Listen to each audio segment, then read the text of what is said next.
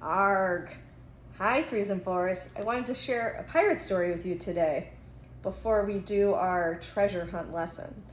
So, sit back and relax and enjoy the story. It's called How I Became a Pirate by Melinda Long. Pirates have green teeth when they have any teeth at all. I know about pirates because one day when I was at the beach building a sandcastle and minding my own business, a pirate ship sailed into view.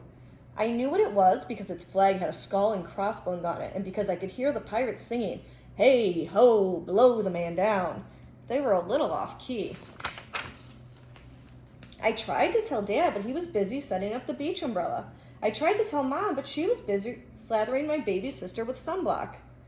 So I went back to my sandcastle, but I kept an eye on the pirates. By then, they were rowing to shore.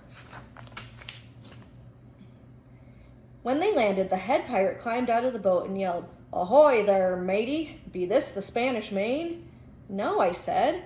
"This is North Beach." "Shiver me timbers," the pirate said. "We must have taken a wrong turn at Bora Bora."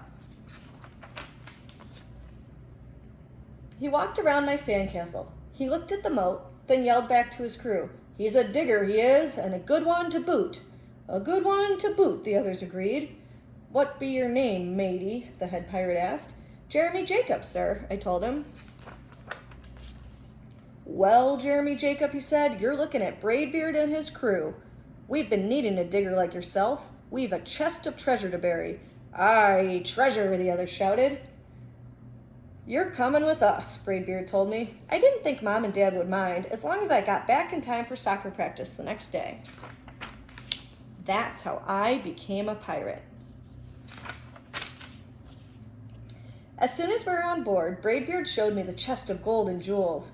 "Gotta find a safe place for this here treasure. It's high time we were off," he announced. "We're off," we all shouted, and then we set sail.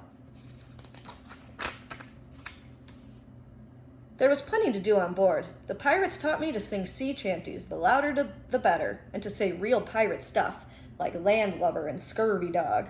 By dinner time, I could speak pirate perfectly. I also learned pirate manners. Braidbeard pounded his fist on the table and yelled, "Down the hatch, me laddies!" "Down the hatch," we all shouted. Braidbeard gulped his food and said, "Hand over the meat!" "The meat," we all roared. Nobody told us to finish our spinach, there wasn't any, or to chew up our carrots, they weren't allowed on board. We talked with our mouths full, and nobody said please or thank you. After dinner, I tried to teach the pirates to play soccer. Braidbeard kicked the ball and yelled, "Arr, soccer!" "Arr, soccer!" the crew yelled. Then everybody dove for the ball at once, and it rolled right off the deck. "After it, me hearties," Braidbeard commanded. "After it?" we all whispered. We fought over who would go get the ball, but it didn't matter anyway, because a shark came along and swallowed it in one gulp. So much for soccer. By now, it was past my bedtime, but nobody tells pirates to go to bed, to take a bath, or to brush their teeth. Maybe that's why their teeth are green. Pirates sleep with one eye open, just in case, and they don't change into pajamas unless they want to. Pirates don't do anything they don't want to, except for maybe swabbing the decks. I wanted to be a pirate forever. But then I found out what else they don't do. When I couldn't stay awake any longer, I asked Braidbeard to tuck me in and read me a story. "Tuck you in?" he bellowed. "Pirates don't tuck." "No tucking," the crew cried. And the only thing they had to read was a map. "Don't you have any books?" I asked. Braidbeard looked confused. "Books?" I didn't even bother to ask about a goodnight kiss.